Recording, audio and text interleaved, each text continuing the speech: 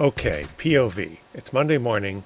You're getting everybody ready to get off to school or work and getting ready to have a productive week. And that's when you're informed that you know that Halloween costume that we've been talking about making for, maybe a couple months now. You haven't heard about it in a while. Well, this weekend is the Halloween themed hockey tournament, and it needs to be ready by Friday. So what do? Is you pull out the iPhone, you get a quick scan of the kid's face, and then you sit down and start pushing vertices. I pulled up some references. The character's name is Ranboo from the Generation Lost online series. Generation Loss, I should say. It's a live streamed series. It's a little bit like Whose Line Is It Anyway? We meets the Saw movies. Over the top stuff, not a lot of actual blood or anything. Still kind of dark.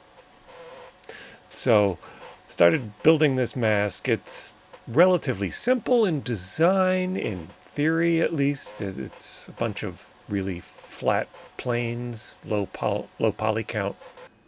So that just left leaving the groove that runs through the mask and lets me mount the LED strip on the back.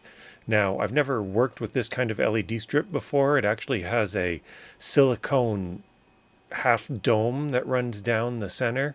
So the problem is if the strip runs beyond the window there, it's going to need room, some sort of taper at the end so it can come up and out of the window. And I just spent way too much time overthinking it and over-engineering it. And I actually ended up with a mask that could have been better, and I printed a second mask, but you're going to see the results for the first mask. First issue was the design needed more supports than are strictly necessary if I properly designed it, but that was just a minor inconvenience. Let's get to the electronics. Okay, there we go. All right, I need to work on my lighting situation, don't I? But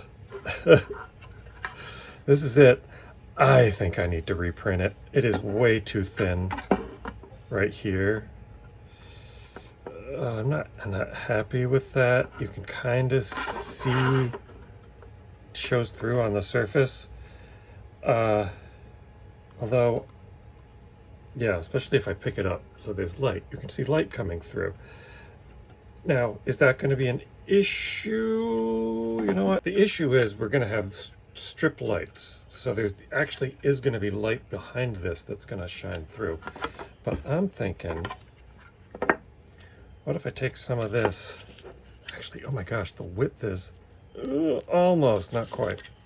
It was at this point that I decided that I needed to actually make another print with a better design, but it was belts and suspenders time. I really had to come up with a mask that was at least functional by Friday. And the first order of business was sanding down some of the defects that resulted from all of that support material. It really wasn't that bad, except, of course, that they were right in the windows, so they were going to be backlit, which would have made them show up. So I just needed to sand down the little blebs and blobs. And then I could get on with putting in the metal tape to block the light, and then fitting in some of the LED strips and seeing how that looks. How does this look? Oh, that looks good though. Okay, I am very satisfied with that. I might put the tape down in these sections too. But where is the nearest? Oh, you gotta be kidding me. The nearest cut I can make is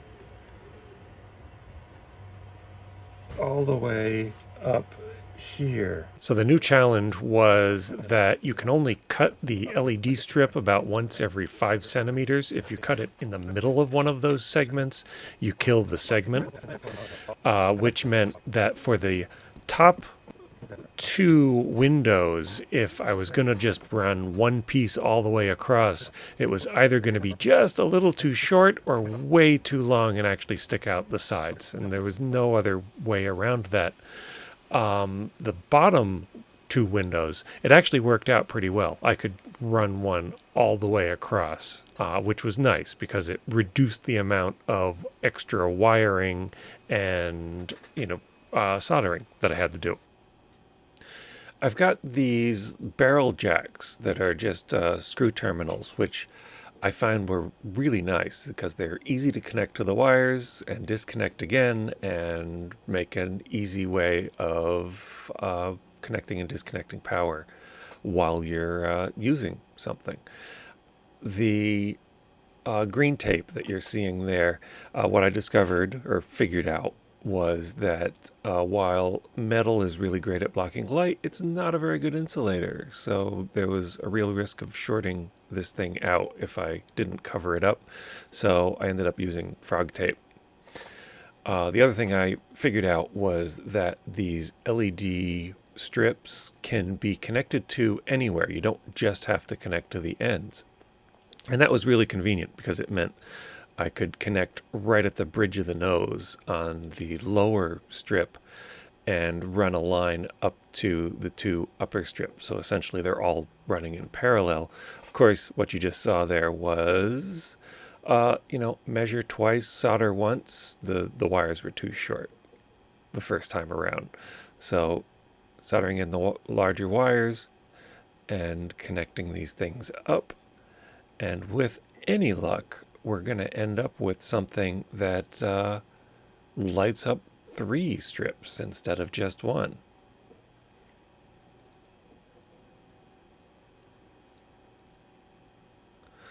Sorry about drifting off and out of frame there. So this was a quick just does it fit? Does it light up? Does any tape show? As you can see, it doesn't look pretty from the back, but it does from the front. And that's all that matters. Continuing with that theme, I pulled out the hot glue and proceeded to completely overglue the whole back of it, replacing the tape. I figured that would be a lot more rugged as long as it didn't get too hot, and since it's against somebody's face, it better not get too hot. I'm going to skip over most of this process because who needs to watch somebody else hot gluing? Inky has stolen my desk. Okay, Inky, you need to move. Okay, so cat has been relocated, moving to the back of the head. There's this disc with a lit up logo on it that I think is this one.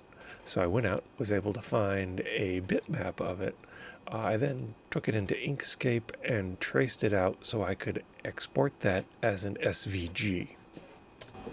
Once I'd done that, I could import the SVG file into Blender, and it took a little bit of fiddling. It actually gives you multiple paths, so you have to go through and delete all but one of those paths. But in the end, you can convert that into a mesh file, and you end up with something that you can actually use as a Boolean and cut out an opening.